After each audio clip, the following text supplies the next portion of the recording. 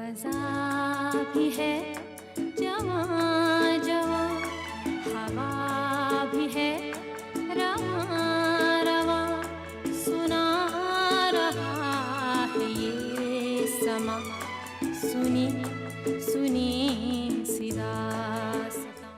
بھائی دیکھیے، پہلی بات تو یہ کہ کہانی بہت اچھی تھی، اچلا ناگر کی کہانی تھی۔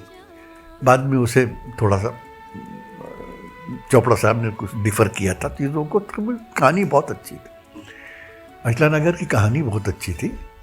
اس کے ساتھ یہ کریکٹر بہت اچھا تھا جو سلما آغا نے کیا تھا۔ تو رلانے کی بات تو نہیں کہوں، لیکن ایک عجیب بات آپ کو بتاؤں، فلم ریلیز ہوئی تو بہت سے لوگوں نے یہ کہا کہ بھائی آپ یہ کہاں لے آئے اس زمانے میں، وہ تو زمانے میں بھپی لہری وغیرہ کا بڑا زور تھا کہ یہ کہاں اس کے پیچھے میں چلے گی۔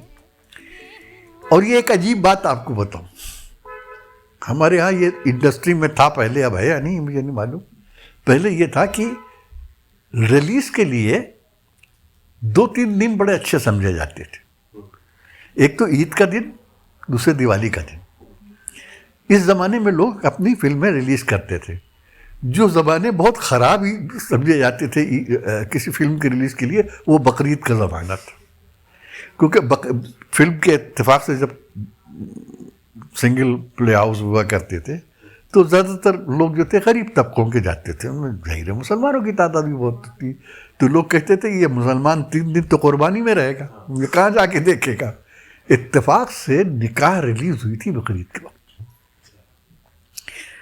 اور شروع میں 3 دن یہ عالم تھا کہ یہاں پر جو اب پتہ نہیں اس کا کیا نام ہے، نیو ٹاکیز ہوا کرتا تھا، وہاں پر یہ فلم ریلیز ہوئی تھی۔ اور 4 دن کے بعد اس کا مینیجر آیا اور اس نے چوپڑا صاحب سے کہا میرے سامنے کہ چوپڑا صاحب وہ جو گانا آتا ہے دل کے ارماں، اسے نکال دیجیے۔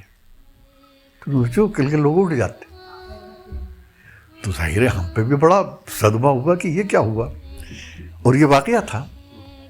شروع میں 3 دن فلم بہت ہی خراب گئی، اور 3 دن کے بعد یعنی فرائیڈے، سیٹرڈے اور سنڈے کے بعد جو منڈے سے اٹھی فلم، تو پھر ایک دم سے شروعات۔ تو چوپڑا صاحب نے مجھ سے کہا کہ تم جو مین تھیٹر ہے ناولٹی، وہاں جاؤ، جا کے دیکھو کہ کیا حال ہے۔ تو میں ان کے ایک اسسٹنٹ کو لے کے گیا، تو اتفاق سے تھوڑی دیر کے بعد گانا آنے والا تھا، مینیجر کے پاس گئے، ان کو بتایا، تو مینیجر نے جا کے مجھے کم ہال میں ایک جگہ کھڑا کر دیا۔ تو وہ گانا آ رہا تھا کہ ایسا نہ ہو کہ دوست کوئی دل ربا ملے، وہ گانا آنے والا تھا، تو میں جا کے کھڑا ہو گیا۔ اور جیسے ہی سلما آغازہ کا وہ اندر آیا کہ ہم نے اداسیوں میں گزاری ہے زندگی، لگتا ہے ڈر فریب وفا سے کبھی کبھی، ایسا نہ ہو کہ زخم کوئی پھر نیا ملے، تو پورا حال واہ کی آواز سے، اور میں نے اپنی آنکھوں سے دیکھا پیسے چل رہے تھے، اسکرین کے اوپر پیسے چل رہے تھے۔ تو وہ پہلا موقع تھا، مجھے گانا لکھنے پہ رونا نہیں آیا تھا، یہ منظر دیکھ کے میرے آنکھوں میں آنسو آ گئے، پہلی مرتبہ کہ یہ اس کا یہ ہوا۔ تو پھر میں نے آ کے بتایا، تو اس کے بعد تو پھر ریسٹ از ہسٹری، وہ گانا چلا، خوب چلا۔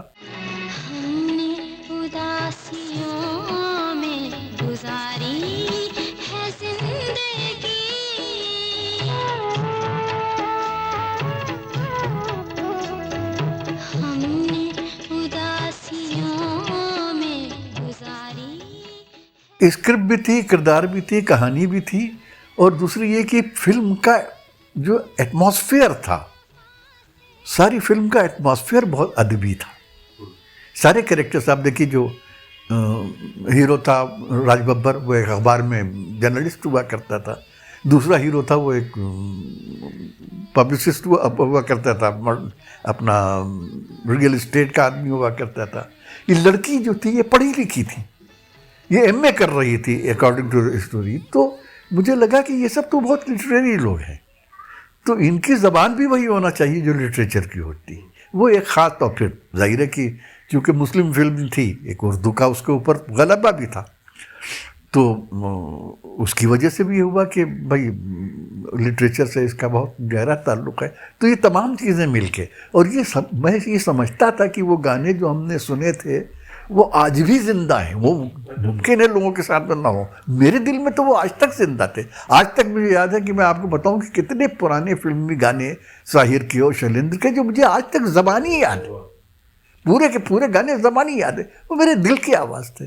تو مجھے لگا کہ اگر وہ میرے دل کی آواز ہے تو میں کہیں آسمان سے تو آیا نہیں ہوں, میں بھی تو اسی دنیا کا ہوں.